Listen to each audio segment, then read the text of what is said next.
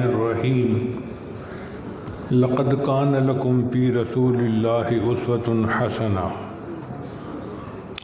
سبحان ربک رب العزۃ عما یصفون وسلام علی المرسلین والحمد للہ رب العالمین اللہم صلی علی سیدنا محمد وعلی آل سیدنا محمد وبارک وسلم۔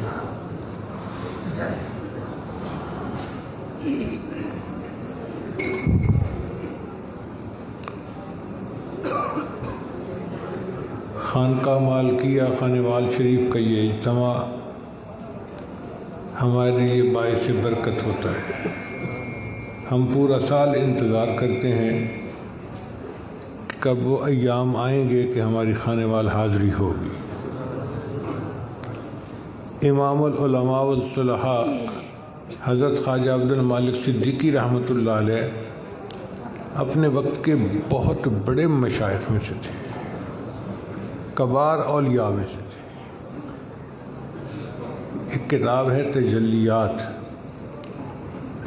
آپ تلاش کر کے حاصل کریں اور اس کو پڑھ کے دیکھیں، پھر آپ کو پتہ چلے گا کہ کتنے بڑے بزرگ تھے جنہوں نے اس مرکز کو آباد کیا۔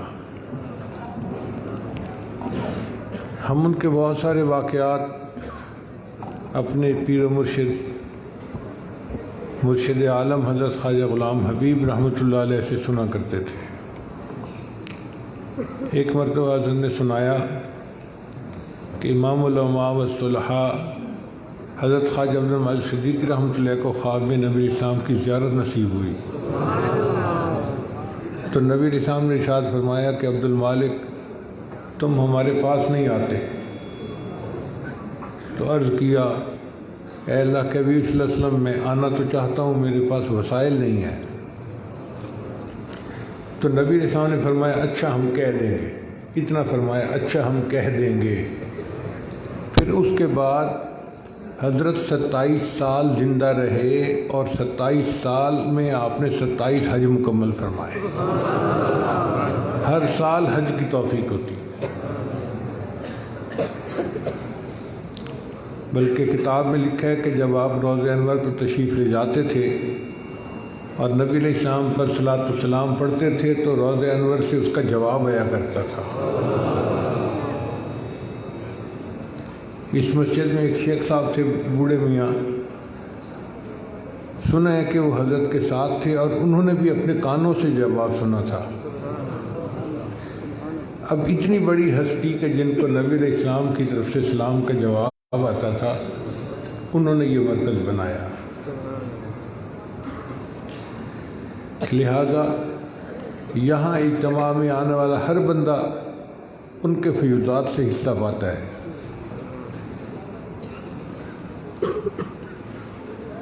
ہم بھی بھکاری بن کر، سائل بن کر اس خانقاہ میں حاضر ہوتے ہیں کہ ہمیں بھی ان کے فیوضات سے کچھ حصہ نصیب ہو جائے۔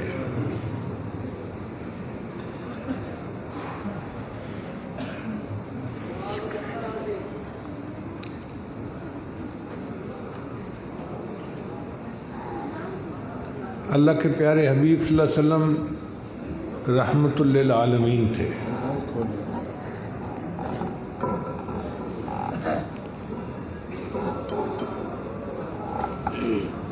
اللہ تعالیٰ نے ان کو جہانوں کے لیے رحمت بنا کر بھیجا۔ ان کے بارے میں چند باتیں میں پیش خدمت کروں گا کہ اللہ رب العزت نے قرآن مجید میں بہت سارے انبیاء کا نام لیا، مگر ان کو ان کے نام سے پکارا، یا آدم، یا نوح، یا زکریا، یا ابراہیم، یا موسیٰ، یا عیسیٰ، یا یحییٰ۔ تو سب انبیاء کرام کو ان کے نام کے ساتھ اللہ تعالیٰ نے خطاب فرمایا، لیکن جب نبی علیہ الصلوۃ والسلام کا معاملہ آیا تو اللہ تعالیٰ نے نام سے نہیں پکارا، بلکہ فرمایا یا ایھا النبی، یا ایھا الرسول، یا ایھا المزمل یا ایھا المدثر۔ اس سے پتہ چلتا ہے کہ اللہ رب العزت نے اپنے محبوب صلی اللہ علیہ وسلم کو کیا شان عطا فرمائی تھی۔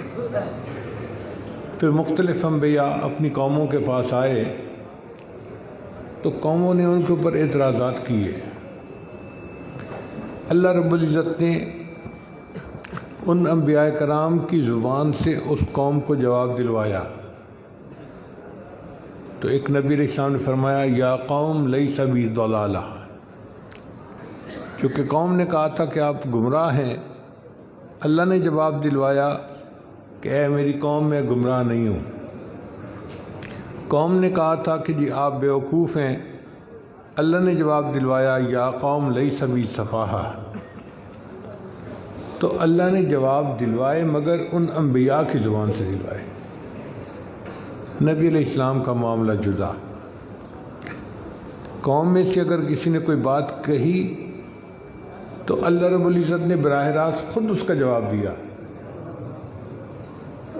ایک کم بخت تھا جو نبی علیہ السلام کو مجنون کہتا تھا۔ اللہ رب العزت نے قرآن مجید میں اس کی خوب مٹی پلید کی۔ فرمایا وَلَا تُطِعْ كُلَّ حَلَّافٍ مَّهِینٍ ہَمَّازٍ مَّشَّاءٍ بِنَمِیمٍ مَّنَّاعٍ لِلْخَیرِ مُعْتَدٍ أَثِیمٍ عُتُلٍّ بَعْدَ ذَلِکَ زَنِیمٍ۔ ایک لفظ کے جواب میں اللہ تعالیٰ نے اتنے لفظ بولے۔ اس سے پتہ چلتا ہے کہ اللہ رب العزت کو اپنے محبوب سے کس قدر محبت ہے۔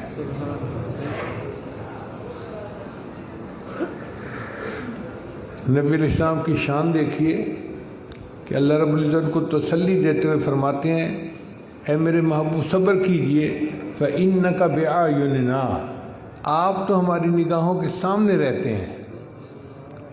اللہ اکبر کبیرہ، کیا مقام اور کیا شان ہے اللہ کے محبوب کی کہ اللہ فرماتے ہیں اے میرے محبوب آپ تو میری نگاہوں کے سامنے رہتے ہیں۔ پھر اللہ رب العزت نے ان کو معراج پر بلایا اور اپنا وہ قرب عطا کیا جو کسی کو عطا نہیں ہوا۔ تاہم قرآن مجید کی چند آیات کی روشنی میں آج کی بات کو مکمل کروں گا۔ اللہ تعالیٰ ارشاد فرماتے ہیں وَإِنَّكَ لَعَلَىٰ خُلُقٍ عَظِيمٍ، اے میرے پیارے محبوب صلی اللہ علیہ وسلم آپ تو اخلاق کے اعلیٰ مرتبے پر فائز ہیں۔ آپ بہت بلند اخلاق ہیں، آپ کے اخلاق بہت اعلیٰ۔ چنانچہ حضرت قاری مطیب رحمۃ اللہ علیہ اپنے خطبات میں فرماتے ہیں کہ قرآن مجید پڑھو تو یوں لگتا ہے کہ ذات و صفات کی آیات احوال نبوی، تکوین کی آیات استدلال نبوی، توجہ الی اللہ کی آیات خلوت نبوی، تربیت خلق کی آیات جلوت نبوی، مہر کی آیات جمال نبوی، قہر کی آیات جلال نبوی، تجلیات حق کی آیات مشاہدہ نبوی، ابتغاء وجہ اللہ کی آیات مراقبہ نبوی، ترک دنیا کی آیات مجاہدہ نبوی، احوال معاشر کی آیات محاسبہ نبوی، نبی غیر کی آیات فنائیت نبوی، اثبات حق کی آیات بقائیت نبوی، نعیم جنت کی آیات شوق نبوی، عذاب جہنم کی آیات خوف نبوی، انعام کی آیات انس نبوی، انتقام کی آیات حزن نبوی۔ قرآن مجید ایک طرف تو کلام اللہ ہے اور دوسری طرف یہ پورا کا پورا سیرت رسول اللہ ہے۔ سیدہ صدیقہ عنہا سے پوچھا تھا کسی نے کہ نبی علیہ السلام کے اخلاق کے بارے میں کچھ بتائیے۔ انہوں نے فرمایا کان خلقہ القرآن، ان کے اخلاق تو قرآن ہی کا نمونہ تھے۔ یعنی اگر کوئی قرآن کو مجسم شکل میں دیکھنا چاہتا تو وہ نبی علیہ السلام کی مبارک زندگی کو دیکھ لیتا، اس کو قرآن مجسم شکل میں نظر آ جاتا۔ نبی علیہ السلام نے اپنے صحابہ کو ایسے اچھے اخلاق سکھائے کہ شاعر نے کہا نبی آتے رہے آخر میں نبیوں کے امام آئے، نبی آتے رہے آخر میں نبیوں کے امام آئے، وہ دنیا میں خدا کا آخری لے کر پیام آئے، جھکانے آئے بندوں کی جبیں اللہ کے در پر، جھکانے آئے بندوں کی جبیں اللہ کے در پر، سکھانے آدمی کو آدمی کا احترام آئے۔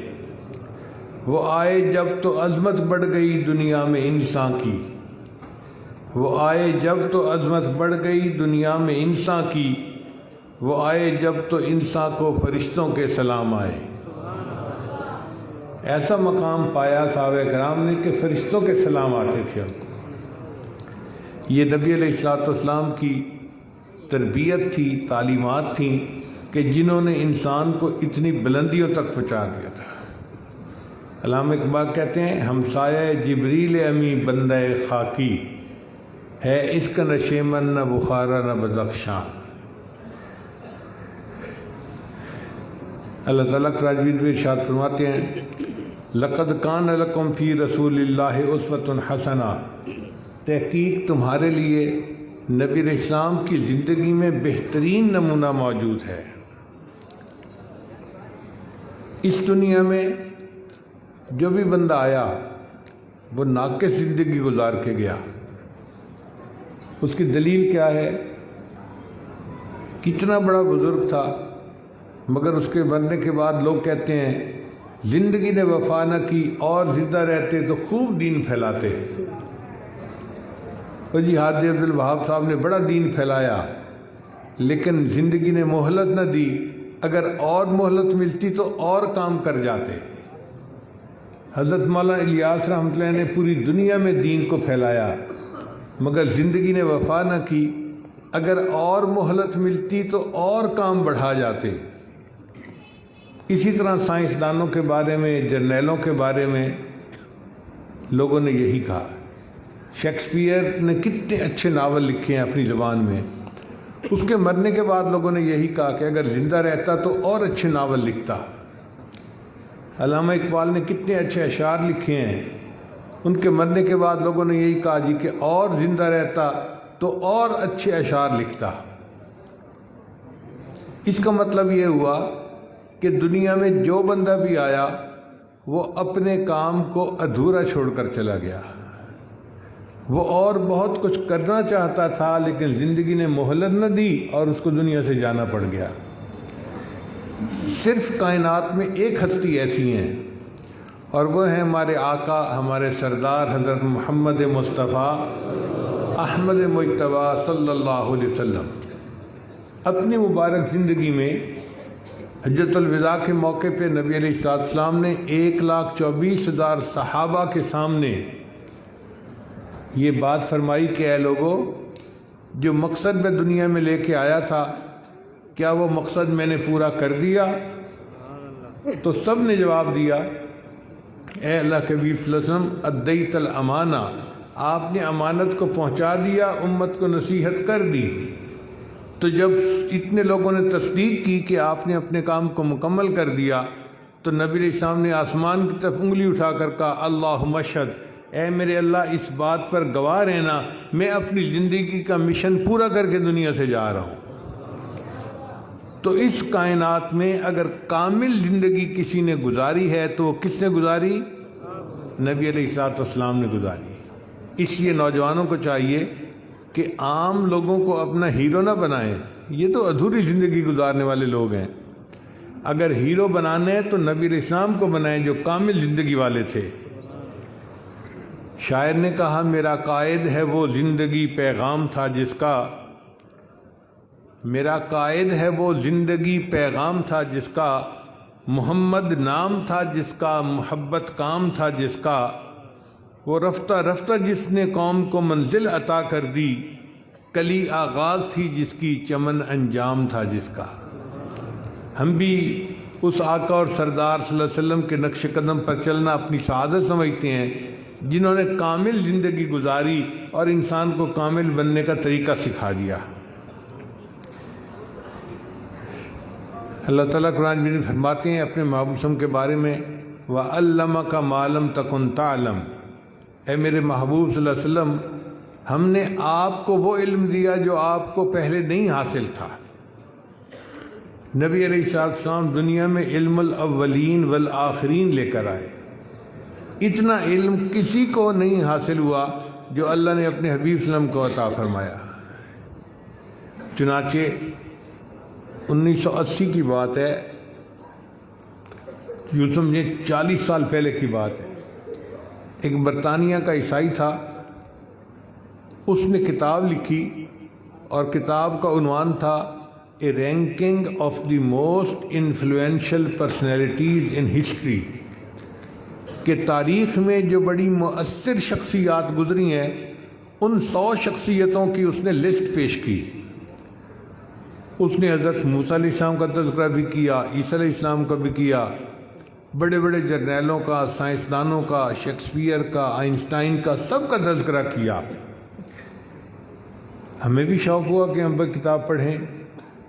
اللہ کی شان دیکھیں کہ اس نے اس کتاب میں سب سے پہلے نبی علیہ السلام کا تذکرہ فرمایا.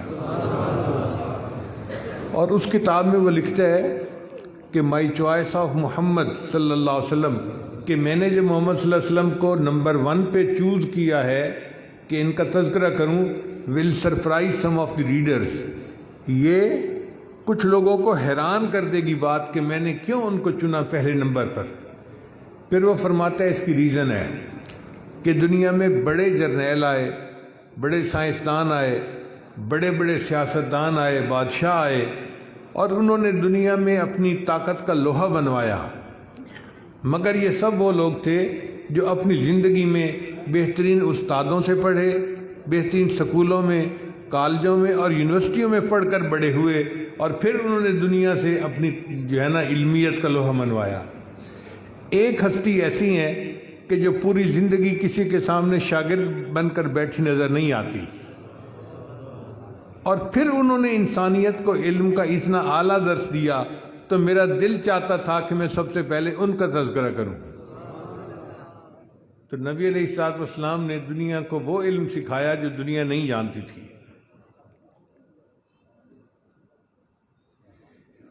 اللہ تعالیٰ اپنے پیارے حبیب صلی اللہ علیہ وسلم کے بارے میں ارشاد فرماتے ہیں، اے میرے محبوب صلی اللہ علیہ وسلم، وَرَفَعْنَا لَكَ ذِكْرَكَ، ہم نے آپ کے ذکر کو بلند کیا، ہم نے آپ کے ذکر کو اونچا کر دیا. اب جس کو اللہ تعالیٰ اونچا کرے، سوچئے اس کی بلندی پھر کیا ہوگی.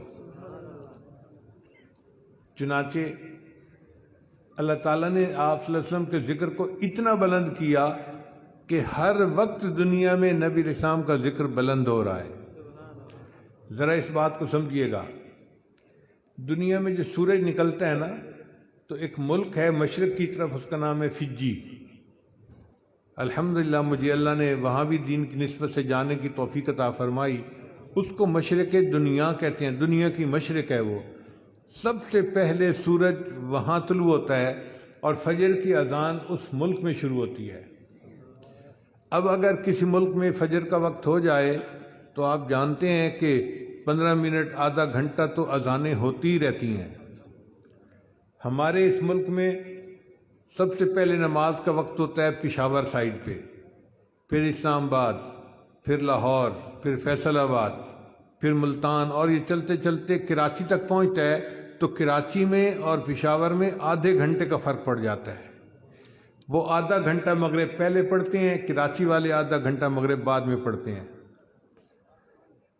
تو فجی میں جب فجر کا وقت ہوتا ہے تو ایک مسجد میں اذان ہوئی، پھر دوسری میں، پھر تیسری میں، آپ سمجھیں کہ 1 گھنٹہ فجر کی اذان ہوتی ہی رہتی ہے.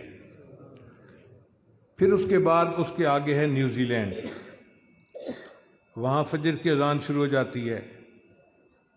پھر اس کے بعد اس کے آگے ہے آسٹریلیا، یہ بہت بڑا ملک ہے، اور وہاں پر پھر کئی گھنٹے اذان ہوتی رہتی ہے، کیونکہ ملک کے اپنے اندر 3-4 گھنٹے کا ٹائم ڈیفرنس ہے.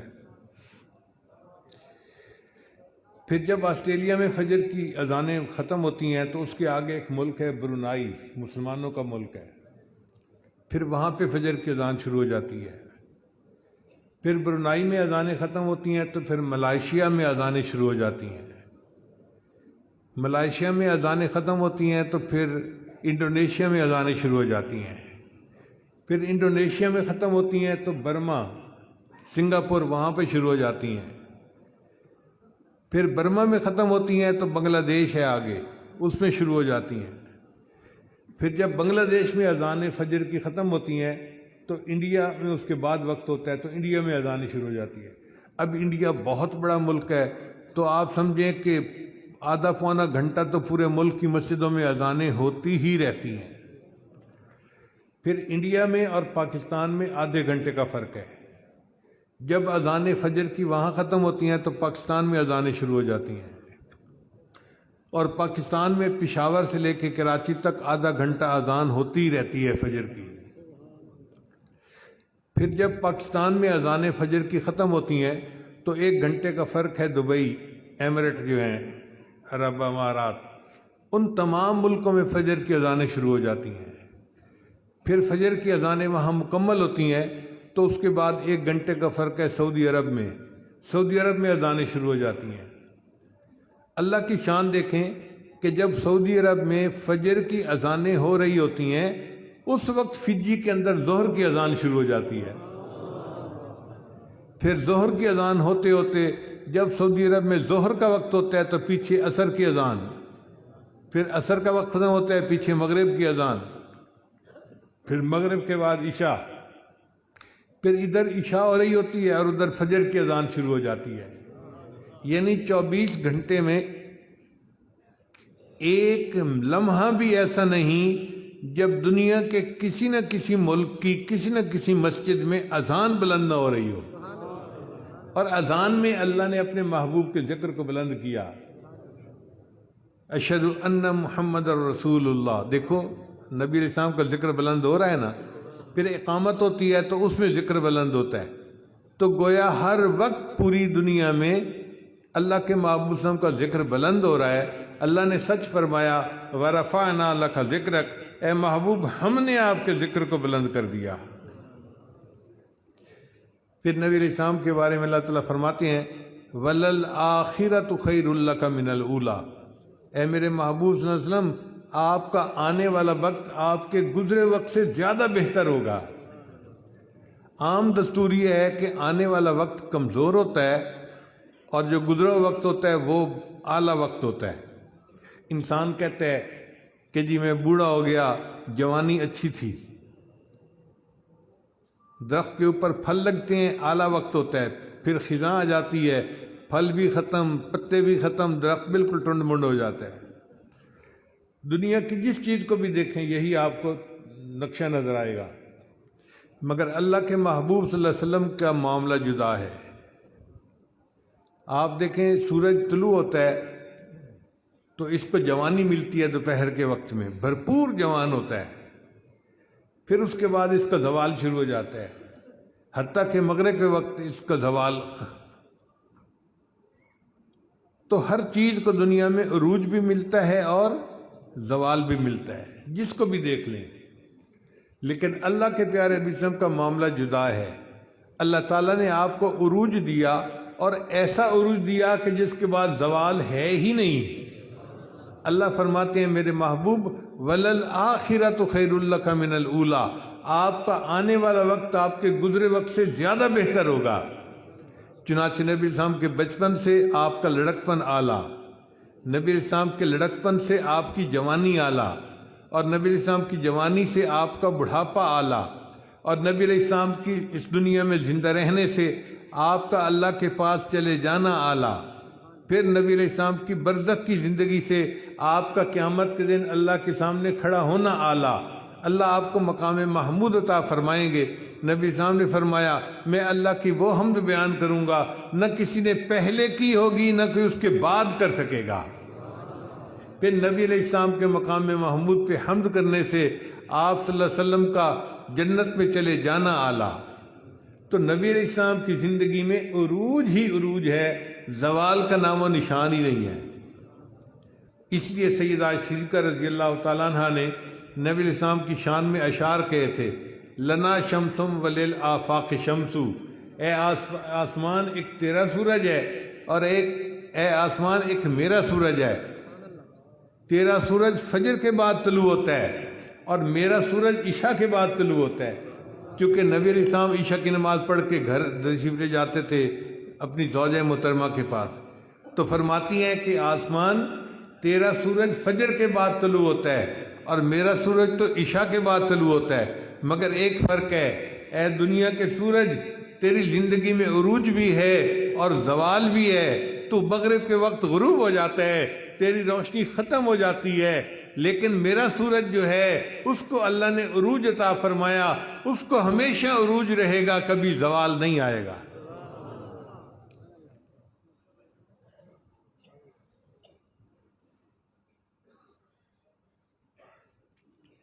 پھر اللہ تعالیٰ ارشاد فرماتے ہیں وَمَا أَرْسَلْنَاكَ إِلَّا رَحْمَةً لِّلْعَالَمِينَ، اے میرے محبوب ہم نے آپ کو جہانوں کے لیے رحمت بنا کر بھیجا۔ تو نبی علیہ السلام انسانوں کے لیے باعث رحمت، جنوں کے لیے باعث رحمت، حیوانوں کے لیے باعث رحمت، حتیٰ کہ تمام مخلوقات کے لیے باعث رحمت۔ حدیث مبارکہ میں آتا ہے ایک مرتبہ نبی علیہ السلام نے حضرت جبرائیل علیہ السلام سے پوچھا بھئی شوگر کی وجہ سے میرا منہ خشک ہو جاتا ہے تو مجھے مجبوری میں ذرا پانی کا ایک گھونٹ لینا پڑتا ہے۔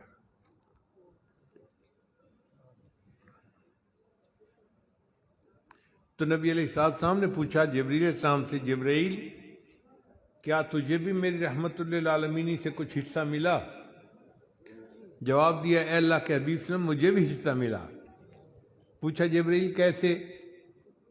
اے اللہ کے حبیب صلی اللہ علیہ وسلم میں نے اپنی آنکھوں کے سامنے ابلیس کو رد ہوتے ہوئے دیکھا تھا، اللہ نے فرمایا فخرج منہا فإنک رجیم، میرے دربار سے نکل جا تو مردود ہے۔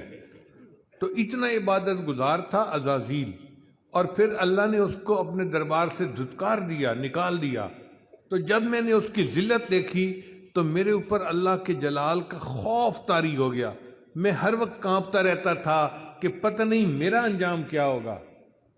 اللہ کا جلال میرے اوپر اتنا غالب تھا کہ مجھے سکون نہیں ہوتا تھا۔ جب آپ تشریف لائے تو اللہ تعالیٰ نے قرآن مجید اتارا، اور اس قرآن مجید میں ایک آیت تھی جو میرے متعلق تھی، اِنَّهُ لَقَوْلُ رَسُولٍ كَرِيمٍ ذِي قُوَّةٍ عِنْدَ ذِي الْعَرْشِ مَكِينٍ مُطَاعٍ ثُمَّ أَمِينٍ۔ اس آیت سے مجھے پتہ چل گیا کہ اللہ کے ہاں میرا انجام اچھا ہوگا۔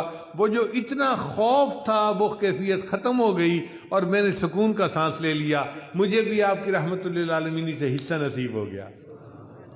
جب فرشتوں کو ان کی رحمت للعالمین سے حصہ ملا تو ہم تو ان کے امتی ہیں، ہمیں تو ہر لمحے ان کی رحمت للعالمین سے حصہ مل رہا ہے۔ چنانچہ اللہ تعالیٰ قرآن میں فرماتے ہیں وَلَسَوْفَ يُعْطِيكَ رَبُّكَ فَتَرْضَىٰ، اے میرے معبود سن، اللہ آپ کو اتنا عطا کرے گا، اتنا عطا کرے گا کہ آپ راضی ہو جائیں گے۔ ہمارے حضرت مرشد عالم رحمۃ اللہ علیہ کا ترجمہ یوں فرماتے تھے کہ اللہ نے فرمایا وَلَسَوْفَ يُعْطِيكَ رَبُّكَ فَتَرْضَىٰ، اے محبوب اللہ تجھے اتنا دے گا کہ تو بس بس کرے گا۔ ہوتا ہے نا آدمی اپنے دونوں ہاتھوں میں کوئی چیز لے اور وہ زیادہ ہو جائے تو کہتا ہے بس بس بس، یا دودھ ڈلوائے کسی برتن میں اور وہ اوپر تک بھر جائے تو کہتا ہے بس بس بس۔ تو اللہ فرماتے ہیں میرے محبوب اللہ تجھے اتنا دے گا کہ تو بس بس کرے گا، تو راضی ہو جائے گا۔ چنانچہ نبی علیہ السلام نے فرمایا کہ قیامت کے دن ساری مخلوق پریشان ہوگی، سورج کی دھوپ اتنی زیادہ ہوگی، ہر انسان اپنے گناہوں کے بقدر پسینے میں ڈوبا ہوا ہوگا، اور وہ پسینہ ایسا نہیں ہوگا کہ صرف پسینہ، بلکہ پسینے میں ابل، جیسے تیل میں کوئی چیز ابلتی ہے نا، بندہ ابل رہا ہوگا اپنے پسینے میں، اتنی تکلیف کی حالت ہوگی، اور عرش کے سوا کوئی دوسرا سایہ نہیں ہوگا۔ تو ساری دنیا پریشان حال ہو کر حضرت آدم علیہ السلام سے عرض کرے گی جی کہ آپ امت کے والد ہیں، ساری انسانیت کے والد ہیں، آپ اللہ کے حضور دعا کیجئے۔ تو آدم علیہ السلام کہیں گے کہ نہیں، اللہ تعالیٰ جلال میں ہے اور میں تو اللہ کے سامنے اس حال میں کوئی بات نہیں کر سکتا۔ چنانچہ نوح علیہ السلام کے پاس جائیں گے، ابراہیم علیہ السلام کے پاس جائیں گے، حضرت موسیٰ علیہ السلام، عیسیٰ علیہ السلام، سب انبیاء رسولوں کے پاس جائیں گے اور سب انکار کر دیں گے۔ بالآخر سب انبیاء، سب انسان مل کر نبی علیہ السلام کی خدمت میں عرض کریں گے، اے اللہ کے حبیب وسلم، آپ اللہ کے محبوب ہیں، آپ اللہ کے حضور سفارش کیجئے کہ اللہ حساب شروع کرے، ہم سے یہ گرمی برداشت نہیں ہوتی۔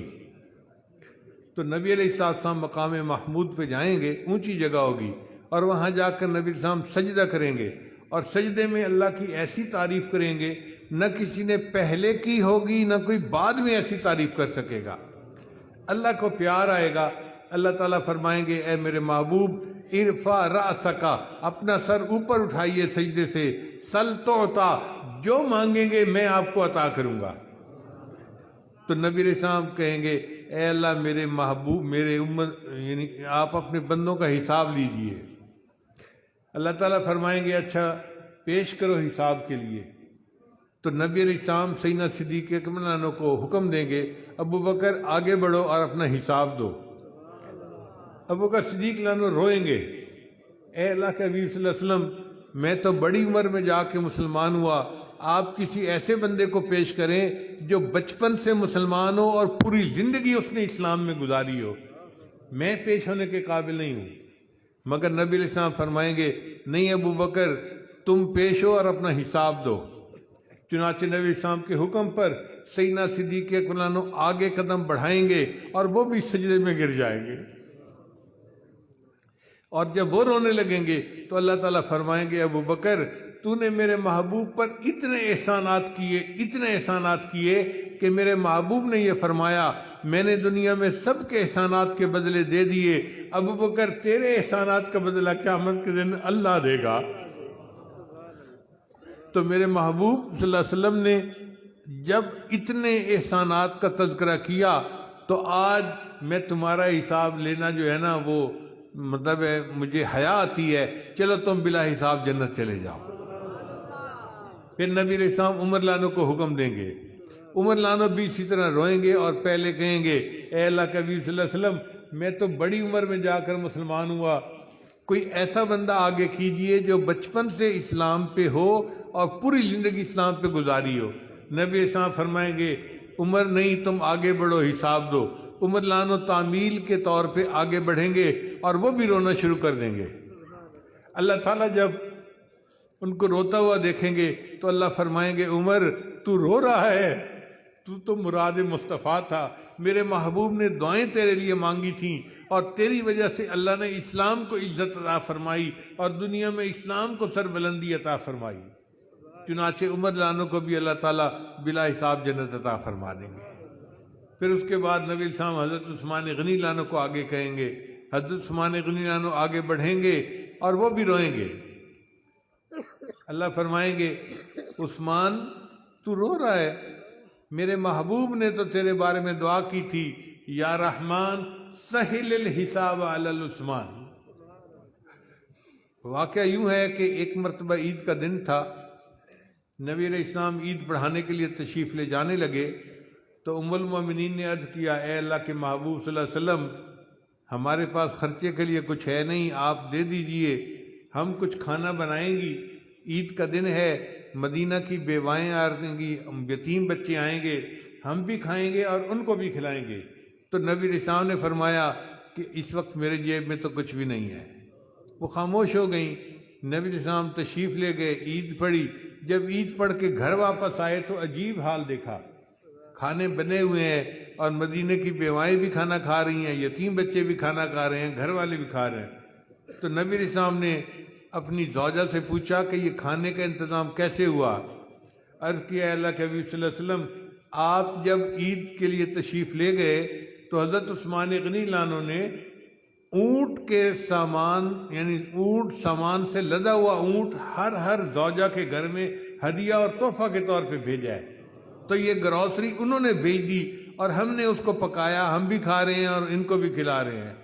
نبی علیہ السلام کا دل خوش ہوا اور نبی علیہ السلام نے دعا دی، یا رحمان سہل الحساب علی العثمان، اے رحمان قیامت دن عثمان کا حساب بہت آسان فرما دینا۔ پھر اس کے بعد سیدنا علی رضی اللہ عنہ کا حساب ہوگا اور ان کے نام اعمال کو دیکھ کے اللہ تعالیٰ اتنے خوش ہوں گے، کتابوں میں لکھا ہے کہ اللہ کا جلال اللہ کے جمال میں تبدیل ہو جائے گا۔ اور اس کے بعد پھر پوری امت کا حساب اللہ جمال کے ساتھ لیں گے، پیار کے ساتھ، محبت کے ساتھ لیں گے۔ اور اللہ کا جمال کیسے ظاہر ہوگا کہ اللہ کی رحمت کی انتہا ظاہر ہوگی۔ حدیث مبارکہ میں آتا ہے کہ ایک مرتبہ نبی علیہ السلام نے دعا مانگی، یا اللہ آپ میری امت کا حساب میرے حوالے فرما دیجئے۔ تو اللہ تعالیٰ نے پوچھا، میرے محبوب آپ یہ دعا کیوں کر رہے ہیں؟ اے اللہ اس لیے کہ میں نہیں چاہتا قیامت کے دن میری امت کے گناہ کھلیں اور دوسرے انبیاء کے سامنے مجھے کمی محسوس ہو کہ میرے امتیوں نے ایسے ایسے گناہ کیے۔ میں جب حساب لوں گا تو کسی اور کو پتہ ہی نہیں چلے گا۔ اللہ نے فرمایا، میرے محبوب صلی اللہ علیہ وسلم حساب تو میں ہی لوں گا، مگر میں آپ کی امت کے ساتھ ایسا معاملہ کروں گا کہ ان کے گناہ دنیا ہی میں معاف کر دوں گا۔ چنانچہ اس دنیا میں اللہ کی عجیب رحمت ہے، ٹھوکر لگے گناہ معاف ہوتے ہیں، غم آئے گناہ معاف ہوتے ہیں، پریشانی آئے گناہ معاف ہوتے ہیں۔ ہر مصیبت، ہر پریشانی، ہر بیماری جو دنیا میں مومن پہ آتی ہے گناہوں کو معاف کرنے کا سبب بن جاتی ہے۔ حتیٰ کہ کئی مرتبہ تو ایسی بیماری ہوتی ہے کہ جس طرح بندہ نہا دھو کے پاک صاف ہو جاتا ہے، وہ بیماری سے پاک صاف ہو کے اٹھ جاتا ہے۔ دو مومن آپس میں مصافحہ کرتے ہیں، ہاتھ ہلاتے ہیں تو ان کے گناہ اس طرح جھڑ جاتے ہیں جس طرح درختوں کے پتے پت جھڑ کے موسم میں جھڑ جایا کرتے ہیں۔ تو صدقہ دینے سے گناہ معاف، نیکی کرنے سے گناہ معاف، عبادت کرنے سے گناہ معاف، دین کا کام کرنے سے گناہ معاف، حتیٰ کہ راستے میں کوئی ایذا دینے والی چیز پڑی ہے اٹھا کے ایک طرف کر دی، اس سے بھی گناہ معاف ہوتے ہیں۔ پھر اللہ تعالیٰ نے اس دنیا میں اس امت کے لیے شہید آخرت کا درجہ بنا دیا کہ وہ بندے جن کو دنیا میں شہید تو نہیں کہیں گے مگر آخرت میں اللہ شہادت کا رتبہ عطا فرمائیں گے۔ وہ کون ہوں گے؟ ان میں سے ایک وہ بندہ جو گر کے مرتا ہے، جیسے جہاز کے بندے گر جاتے ہیں، مر جاتے ہیں، تو گر کے مرنے والا وہ شہید آخرت ہوگا۔ پانی میں ڈوب کر مرنے والا شہید آخرت ہوگا۔ گاڑی کا ایکسیڈنٹ ہوا، اچانک موت آ گئی، شہید آخرت ہوگا۔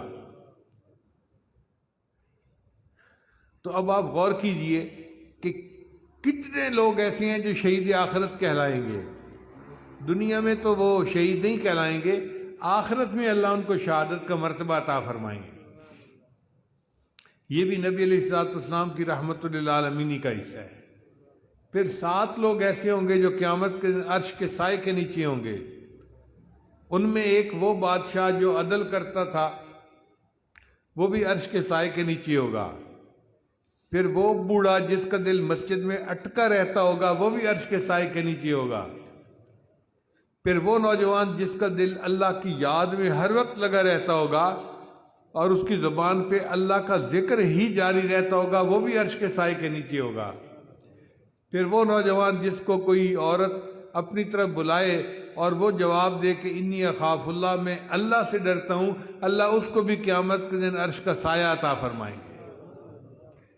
اب آپ بتائیے کہ ایک بندہ دوسرے سے اللہ کے لیے محبت کرتا ہے، یہ 2 اللہ سے کی وجہ سے محبت کرنے والے بندے یہ بھی قیامت کے دن عرش کے سائے کے نیچے ہوں گے۔ ایسے لگتا ہے کہ جیسے امت کا ہر بندہ کسی نہ کسی وجہ سے اس عرش کے سائے کے نیچے چلا جائے گا۔ ایک وہ بندہ جو دائیں ہاتھ سے صدقہ کرتا تھا اور بائیں ہاتھ کو پتہ بھی نہیں چلتا تھا، اتنا خفیہ طریقے سے قیامت کے دن وہ بھی عرش کے سائے کے نیچے ہوگا۔ اب آپ بتائیے ان تمام باتوں کو سامنے رکھتے ہوئے کہ کتنے لوگ ہیں جو قیامت کے دن عرش کے سائے کے نیچے ہوں گے۔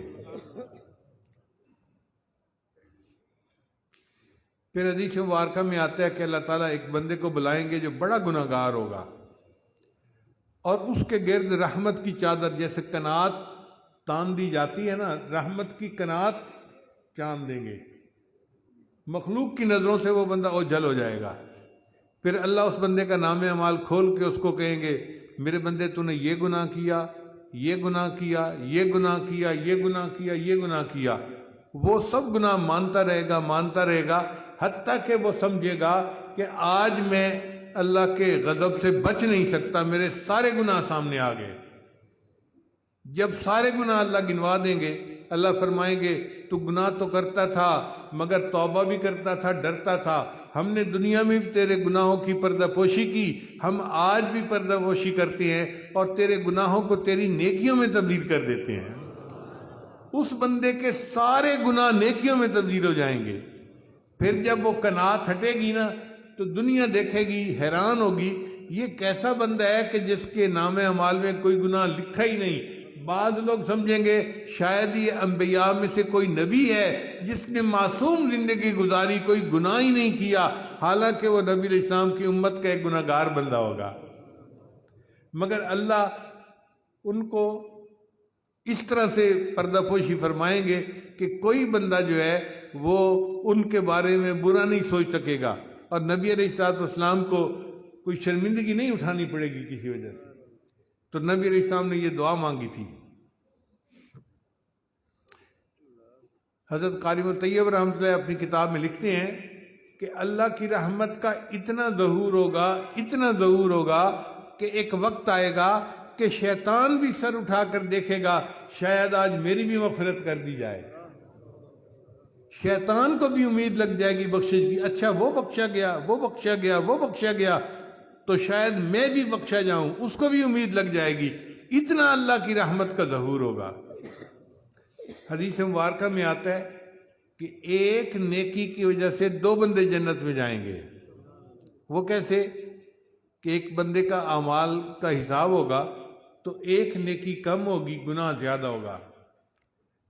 فرشتہ کہے گا تیری اگر ایک نیکی اور ہوتی تو نیکی گناہ برابر ہو جاتے، اللہ اپنے فضل سے تجھے جنت دے دیتے، اب گناہ زیادہ ہے، نیکی کم ہے۔ تو وہ کہے گا اچھا مجھے اجازت دی جائے، میں کسی سے نیکی لے لیتا ہوں، ادھار لے لیتا ہوں۔ اللہ تعالیٰ اس کو اجازت دے دیں گے۔ وہ سب سے پہلے اپنے بھائی کے پاس آئے گا، اے میرے بھائی، تو میرا بھائی ہے، ہم دونوں دنیا میں کاروبار کرتے تھے، تو مقروض ہو جاتا تھا تو میں بیل آؤٹ کر دیتا تھا، اور میں مقروض ہوتا تھا تو میری مدد کر دیتا تھا۔ ہم دونوں نے کتنا اچھا کاروبار کیا، کتنی اچھی ہم نے دنیا میں دوستی کی زندگی گزاری۔ اے میرے بھائی، آج پھر میں مشکل میں پڑ گیا ہوں، مگر مجھے صرف ایک نیکی کی ضرورت ہے، اور تیرے پاس تو بڑی نیکی ہیں، تو نے تو 3 چیلے بھی لگائے اور پتہ نہیں کیا کیا دین کے کام کیے، تو میں تو ایک نیکی کا طلبگار ہوں، مجھے ایک نیکی دے دے۔ وہ کہے گا نا بھائی، جب تک میرا حساب نہیں ہو جاتا میں آپ کو کچھ نہیں نیکی دے سکتا۔ اس بندے کو بڑی مایوسی ہوگی کہ مجھے بڑا مان تھا، میرا بھائی مجھے نیکی دے دے گا۔ پھر یہ اپنی ماں کے پاس آئے گا، امی آپ مجھ سے اتنی محبت کرتی تھیں، آپ کہتی تھی بیٹا تجھے تو گرم ہوا بھی نہ لگے، میں تو تیری خاطر کیا کچھ قربان کر دوں۔ امی تیری محبت کی باتیں مجھے یاد ہیں، مگر آج مجھے ضرورت پڑ گئی ہے۔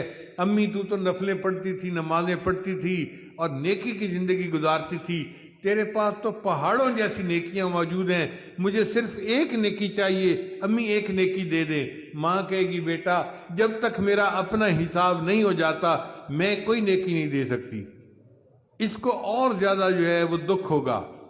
پھر یہ اپنے ابو کے پاس آئے گا، ابو آپ نے تو بڑا دین کا کام کیا اور آپ کے بچے بڑے عالم حافظ فلاں بنے اور میں بھی ان میں سے ایک گناہ گار ہوں، مگر آج مجھے ایک نیکی کی ضرورت ہے، آپ ایک نیکی مجھے دے دیجئے۔ والد کہے گا بیٹا جب تک میرا حساب نہیں ہوتا میں نہیں دے سکتا۔ پھر یہ اپنی بیوی کے پاس آئے گا، کہے گا کہ دیکھیں میں نے دنیا میں آپ کو کتنی محبت سے رکھا، کتنا پیار دیا، کتنا خیال رکھا، میں ہر طرح سے آپ کو دنیا کے اندر خوش رکھتا تھا اور آپ بھی میرے اوپر قربان ہوتی تھیں۔ آج آپ کے پاس بہت نیکیاں ہیں، میرے پاس نیکی کم ہے، مجھے ایک نیکی دے دو، آپ میری شریک حیات رہی ہیں۔ وہ کہے گی کہ سب باتیں اپنی جگہ بجا ہے، جب تک میرا حساب نہیں ہو جاتا میں ایک نیکی نہیں دے سکتی۔ پھر یہ اپنے بچوں کے پاس آئے گا، میرے بیٹوں میں نے تمہیں پرورش دی، ریزب کیا، پڑھایا لکھایا، نیک دیندار بنایا، اور آپ لوگوں نے اپنی زندگی میں خوب نیکیاں کمائیں، آج میرے پاس ایک نیکی کی کمی ہے، میرے بیٹوں تمہارا باپ جہنم میں جا رہا ہے، ایک نیکی دے کے اپنے باپ کو آگ کے عذاب سے بچا لو۔ بیٹے کہیں گے ابو جان جب تک ہمارا حساب نہیں ہو جاتا ہم آپ کو ایک نیکی بھی نہیں دے سکتے۔ اس پر وہ بندہ بہت زیادہ دکھی ہوگا اور وہ رونا شروع کر دے گا۔ اللہ نے تو پہلے ہی بتلا دیا تھا، یوم یفر المرء من اخیہ و امہ و ابی و صاحبتہ و بنی، تو یہ بات 100% وہاں پوری ہو جائے گی۔ اب یہ بندہ بڑے درد سے رو رہا ہوگا، جب یہ رو رہا ہوگا نا تو ایک بندہ قریب سے گزرے گا، وہ فرشتوں سے پوچھے گا یہ کیوں رو رہا ہے؟ وہ کہیں گے کہ اس کو قریبی رشتہ داروں نے ایک نیکی نہیں دی، یہ دکھی بندہ ہے اس لیے رو رہا ہے۔ وہ کہے گا اچھا میرے نام اعمال سے ایک نیکی اس کو دے دو۔ اب یہ قیامت کے میدان میں اتنا بڑا مسئلہ ہوگا کہ اعلان کیا جائے گا، منادی اعلان کرے گا، ایک بندے نے اپنی نیکی دوسرے بندے کو دے دی۔ جب اعلان ہوگا تو اللہ تعالیٰ عالم الغیب ہے، سب جانتے ہیں، مگر پھر پوچھیں گے بھئی یہ کس نے نیکی دی؟ وہ نیکی دینے والا آگے بڑھے گا، اللہ پوچھیں گے تو کون ہے جو اپنی سخاوت دکھاتا ہے، اپنی نیکی دوسرے کو دیتا ہے؟ وہ کہے گا یا اللہ میرے نام اعمال میں تھی ہی ایک نیکی، میں نے تو جہنم میں جانا ہی تھا، میں نے سوچا میں تو جا ہی رہا ہوں، ایک نیکی سے اگر یہ جنت میں جا سکتا ہے تو یہ چلا جائے، میری خیر ہے۔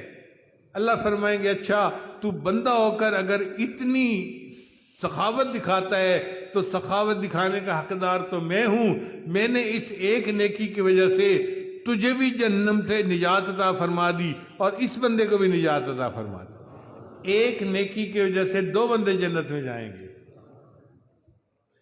حضرت قاری مطیب رحمۃ اللہ نے اپنے خطبات میں لکھا ہے، عجیب سا واقعہ، فرماتے ہیں اللہ دو بندوں کو بلائیں گے اور ان کو ان کے نام اعمال دکھائیں گے اور فرمائیں گے کہ دیکھو تم نے دنیا میں منمانی کی زندگی گزاری، اب جاؤ جہنم میں۔ اب جب کہیں گے تو ایک جو ہے وہ تو جہنم کی طرف بھاگنا شروع کر دے گا، جس کو کہتے ہیں نا برسک واک، تیز چلنا، وہ تیزی سے جہنم کی طرف چل پڑے گا۔ اللہ اس کو بلائیں گے، بھئی تجھے میں نے کہا جاؤ جہنم میں، تو نے تو دوڑی لگا دی۔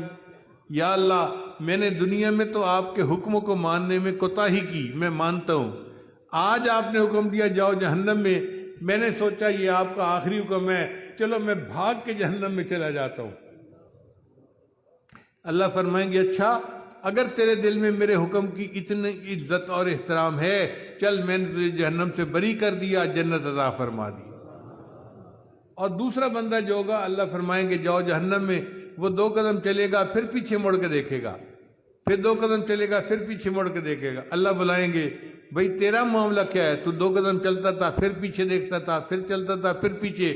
یا اللہ میں زندگی بھر آپ کی رحمت سے مایوس نہیں ہوا، آپ نے اگرچہ فرما دیا جاؤ جہنم میں تو میں چل تو پڑا، پھر پیچھے مڑ کے دیکھتا تھا شاید آپ کی رحمت جوش میں آ جائے، پھر 2 قدم چلتا تھا پھر دیکھتا تھا شاید رحمت جوش میں آ جائے۔ اللہ فرمائیں گے اچھا اگر تجھے میری رحمت کا اتنا یقین ہے تو چل تجھے بھی میں نے جنت عطا فرما دی۔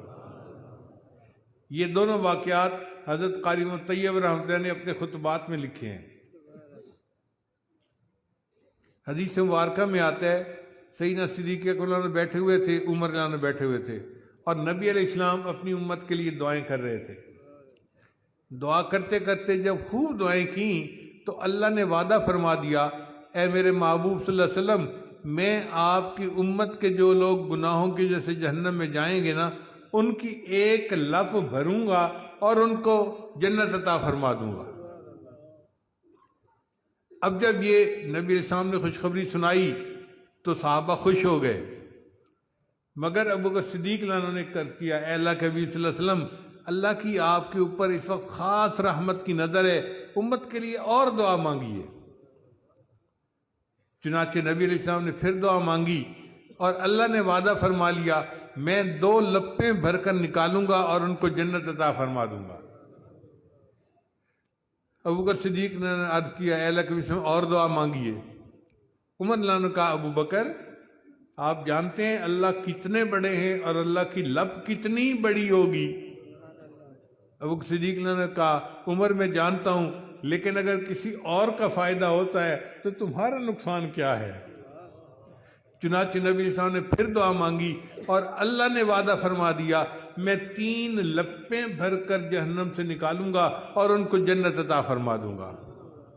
اب یہ وعدہ اللہ نے اپنے محبوب ہم سے فرمایا۔ سمجھنے کے لیے اگر فرض کو پلاؤ پکا ہوا ہے اور آپ یوں کر کے لپ بھرتے ہیں تو میرے حساب سے ہزاروں چاول کے دانے تو میری لپ میں آ جائیں گے، حالانکہ میری لپ کتنی چھوٹی سی ہے۔ اور ایک ہوتی ہے ایکسکویٹر جس کو مرغا مشین کہتے ہیں، اگر اس سے لپ بھری جائے تو میرے خیال ہے لاکھوں دانے اس میں آ جائیں گے۔ اگر لاکھوں دانے اس مشین کے لپ میں آ جاتے ہیں تو آپ اندازہ کر سکتے ہیں کہ اللہ رب العزت کی لپ کتنی بڑی ہوگی۔ خرب خرب لوگ ہوں گے جو جہنم سے نکلیں گے اور اللہ ان کو بلا کسی اور عمل کے اپنی رحمت سے جنت عطا فرما دیں گے۔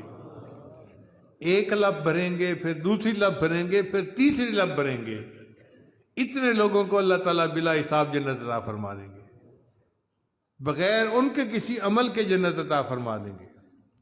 امام غزالی رحمۃ اللہ اپنی کتاب میں یہ حدیث نقل کرتے ہیں اور پھر لکھتے ہیں کہ یا اللہ میں اس قابل تو نہیں کہ اپنے عملوں کی وجہ سے آپ سے جنت مانگوں، ہاں اتنی مجھے تمنا ضرور ہے کہ جو اتقاء الرحمن ہوں گے جن کو آپ اپنی رحمت سے جنت عطا فرما دیں گے، اللہ مجھے بھی ان میں شامل فرما لینا۔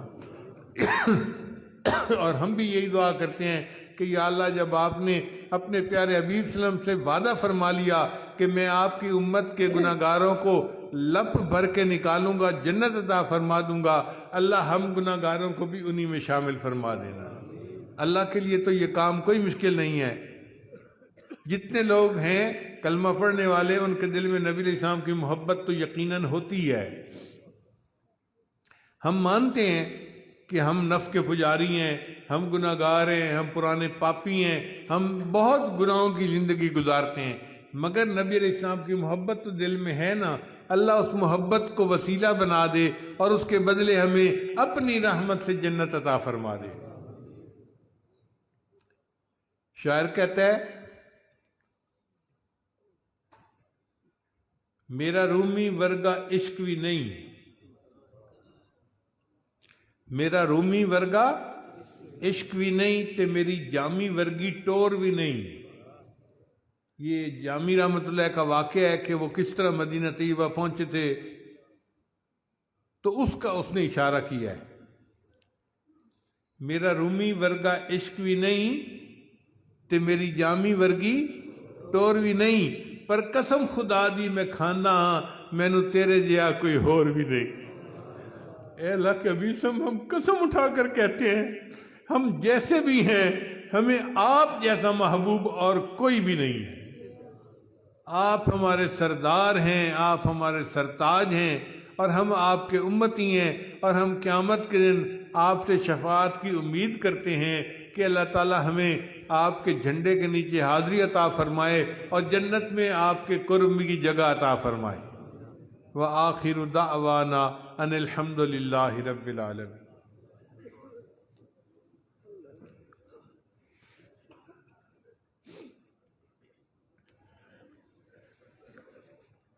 دعا سے پہلے تھوڑی دیر کے لیے مراقبہ کر لیجئے، آنکھوں کو بند کر لیجئے، سر کو جھکا لیجئے، دنیا اور جو کوئی دنیا میں ہے اس سے ہٹ کٹ کے اللہ کی یاد میں ڈوب جائیے۔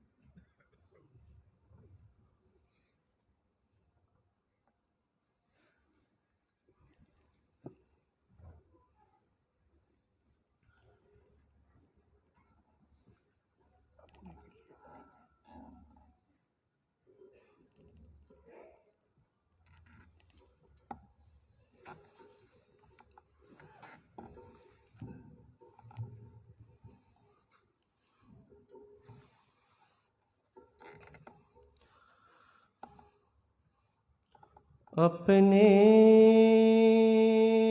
کسی عمل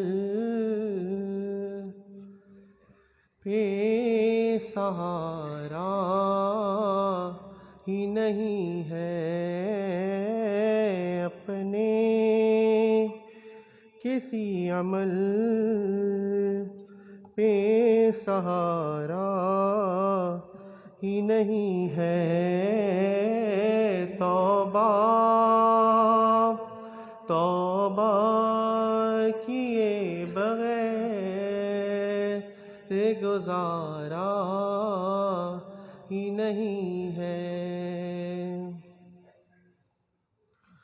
سنتا بھی ہے سوال وہ،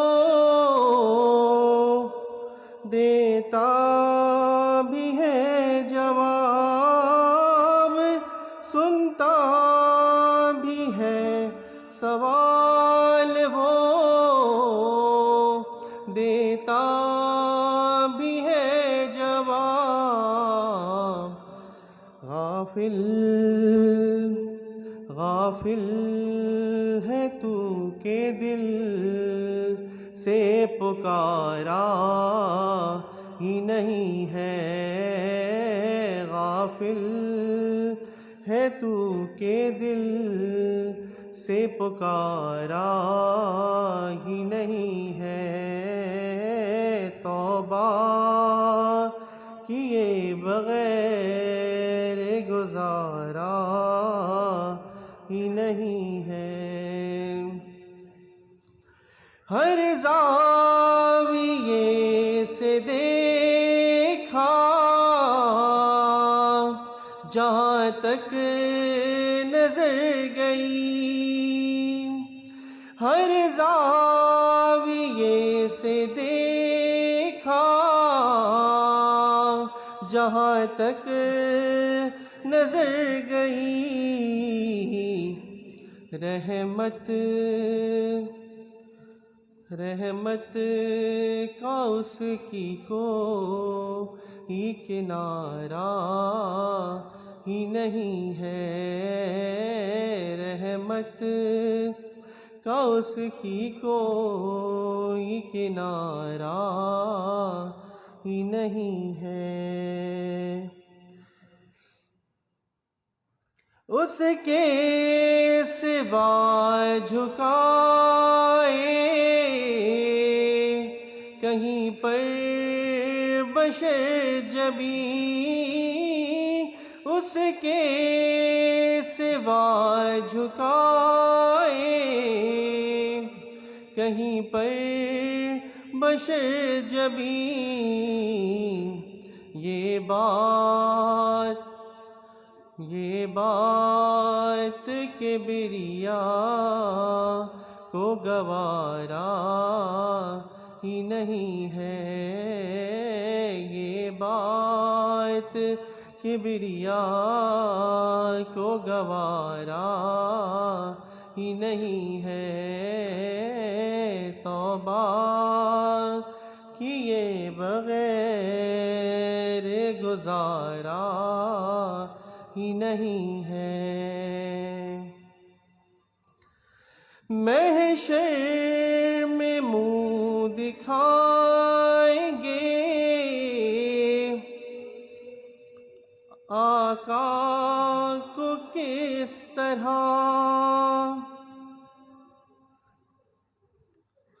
محشر میں منہ دکھائیں گے آقا کو کس طرح، آقا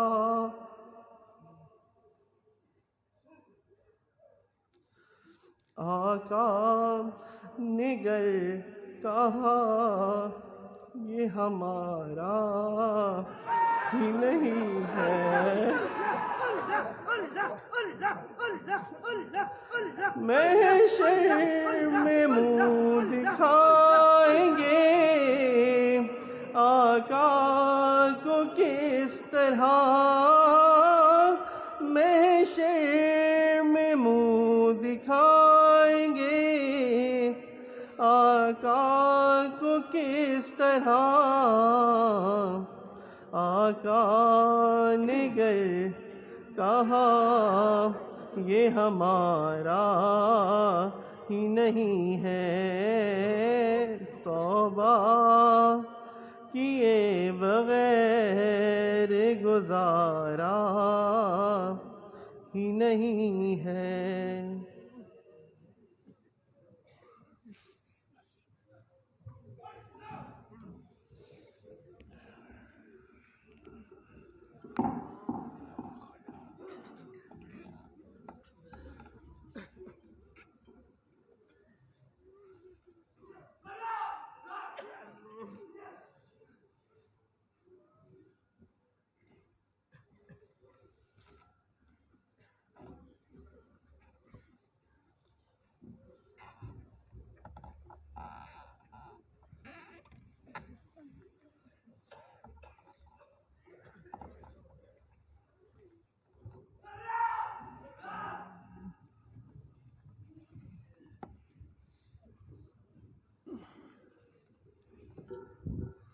اللهم صل على سيدنا محمد وعلى آل سيدنا محمد وبارک وسلم۔ یا اللہ ہم سب کی حاضری قبول فرما، اللہ ہمارے سننے سنانے کو قبول فرما، یا اللہ رحم و کرم کا معاملہ فرما، اللہ ہماری حاضری کو قبولیت عطا فرما، یا اللہ ہمارے گناہوں کو معاف فرما، اللہ ہمارے گناہوں کو معاف فرما، یا اللہ ہماری توبہ قبول فرما، اللہ ہماری توبہ قبول فرما، یا اللہ گرتے پڑتے تیرے در پہ آئے ہیں، اللہ ہمارے گناہوں کو معاف فرما دے، اللہ اپنے در سے محروم نہ کرنا، یا اللہ اپنے در سے خالی نہ لوٹانا، اللہ بہت دور اور بہت دیر سے آئے ہیں، یا اللہ ہمارے آنے کو قبول فرما، اللہ بہت دور اور بہت دیر سے آئے ہیں، اللہ ہمارے اٹھے ہاتھوں کو قبول فرما، یا اللہ رحم و کرم کا معاملہ فرما، اللہ کپڑا میلا ہو جائے تو دھوبی کے پاس بھیجا جاتا ہے، دل میلے ہو جائے تو تیرے در پہ آیا جاتا ہے، یا اللہ ہمارے دلوں کو صاف فرما دے، اللہ ہمارے دلوں کو پاک فرما دے، اللہ ہمارے گناہوں کو معاف فرما، یا اللہ قیامت کے دن اللہ ہمیں بڑوں کے سامنے رسوا نہ کرنا، یا اللہ قیامت کے دن بڑوں کے سامنے رسوا نہ کرنا، اللہ محبوب کے سامنے رسوائی سے بچا لینا، یا اللہ محبوب کے سامنے رسوائی سے بچا لینا، اللہ ہم سب پہ رحم و کرم کا معاملہ فرما، یا اللہ حضرت صدیقی رحمت اللہ تعالیٰ علیہ، اللہ ان کی قبروں پہ والدہ مرحومہ کی قبروں پہ کروڑا رحمت نازل فرما، یا اللہ حضرت جی دامت برکاتہم عالیہ، اللہ ان کی علم و عمل میں، زندگی صحت میں، کاموں میں اور برکت عطا فرما، اللہ جتنے حاضرین ہیں مرد ہیں یا مستورات تمام کو قبولیت کے ساتھ حرمین شریفین کی حاضریاں نصیب فرما، یا اللہ رحم و کرم کا معاملہ فرما، اپنے محبوب کی اتباع نصیب فرما، اپنے محبوب کی شفاعت عطا فرما، اللہ ہمارے اٹھے ہاتھوں کو قبول فرما، یا اللہ اس اجتماع کو قبولیت عطا فرما، یا اللہ رشد و ہدایت کا ذریعہ بنا، خیر و برکت کا سبب بنا، اللہ ہم سب پہ رحم و کرم کا معاملہ فرما، یا اللہ تمام بیماروں کو شفاء کاملہ عاجلہ عطا فرما، پریشان حال کی پریشانی کو دور فرما، قرضداروں کے قرضوں کو ادا فرما، بے روزگاروں کو روزگاری نصیب فرما، تمام کی رزق میں برکتیں عطا فرما، بے اولادوں کو اولاد صالح نارینہ عطا فرما، اللہ جن کے اولاد ہے نیک و صالح بنا، جس گھر میں نوجوان بچے بچیاں موجود مستقبل کو روشن فرما، امت مسلمہ پہ رحم فرما، مسلمانوں کی مدد و نصرت فرما، ملک پاکستان کی حفاظت فرما، اسے دین اور امن کا گہوارہ بنا، بے دینی بد امنی سے محفوظ فرما، عریانی فحاشی سے حفاظت فرما، اللہ تمام علماء مساجد مدارس خانقاہ تبلیغی جماعت کی حفاظت فرما، جہاں بھی اقامت دین کی محنت ہو رہی ہے یا اللہ ان کی مدد و نصرت فرما، رحم و کرم کا معاملہ فرما، اللہ پردے میں مستورات پروگرام کو سماعت کر رہی ہے، یا اللہ اس میں وہ مستورات بھی ہے جس کو تو نے ماں کا مقام دیا ہے، جس کے قدموں کے نیچے جنت بچھائی ہے، اللہ تو ان کے اٹھے ہاتھوں کو قبول فرما لے، یا اللہ ہمارے پہ رحم و کرم کا معاملہ فرما دے، اللہ یا اللہ ہم سب پہ رحم و کرم فرما، اللہ ہماری اولادوں کی حفاظت فرما، یا اللہ ہماری اولادوں کی حفاظت فرما، اللہ اولاد کو ماں باپ کی آنکھوں کی ٹھنڈک بنا، صدقہ جاریہ بنا، سرمایہ آخرت بنا، اللہ رحم و کرم کا معاملہ فرما، یا اللہ ہمارے اجتماع کی انتظامیہ ہے، یا اللہ ہمارے یا ضلع کی انتظامیہ، اللہ ان کے تعاون اور خدمتوں کو قبول فرما، اللہ رحم و کرم کا معاملہ فرما۔ یا اللہ سب تیرے سامنے خالی ہاتھ پھیلائے بیٹھے ہیں، اللہ خالی دامن پھیلائے تجھے پکار رہے ہیں۔ اللہ ہم تو وہ سوالی ہیں جس پہ بان نہ جھولی ہے نہ پیالہ ہے، اے اللہ ہمیں بغیر مانگے عطا فرما دے، اللہ ہمیں بغیر مانگے عطا فرما، یا اللہ ہمیں معاف فرما، اللہ ہمیں معاف فرما، یا اللہ اب تو ہمیں معاف فرما۔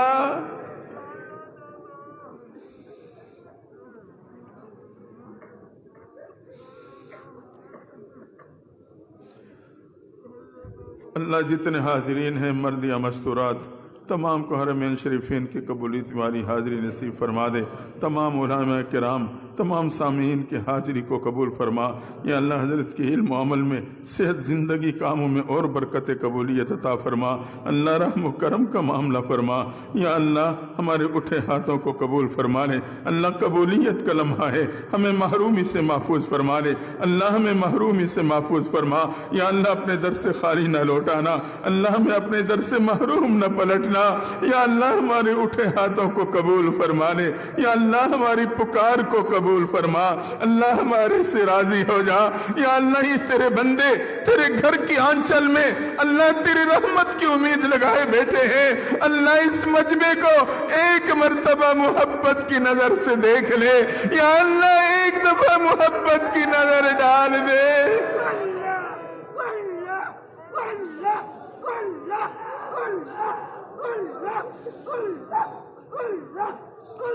صلی اللہ تعالی علی خیر خلقہ محمد وآلہ واصحابہ اجمعین برحمتک یا ارحم الراحمین۔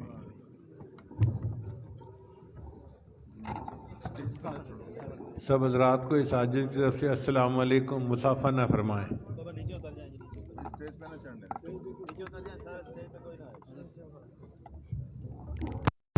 زیارت پہ اتفاق کریں، مسافر کی جائے نہ بنے تو عزت کا ذریعہ بنے۔ اسٹیج پہ نیچے رہے، اسٹیج پہ نہ آئے۔ اسٹیج پہ نہیں آئے، اسٹیج پہ کوئی نہ چلے بھائی، اسٹیج بند کر دیں، ہاتھ لگا کے بند کر دیں۔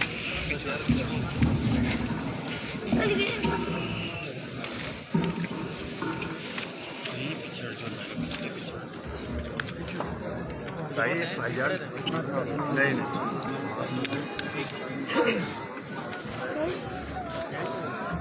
آرام سے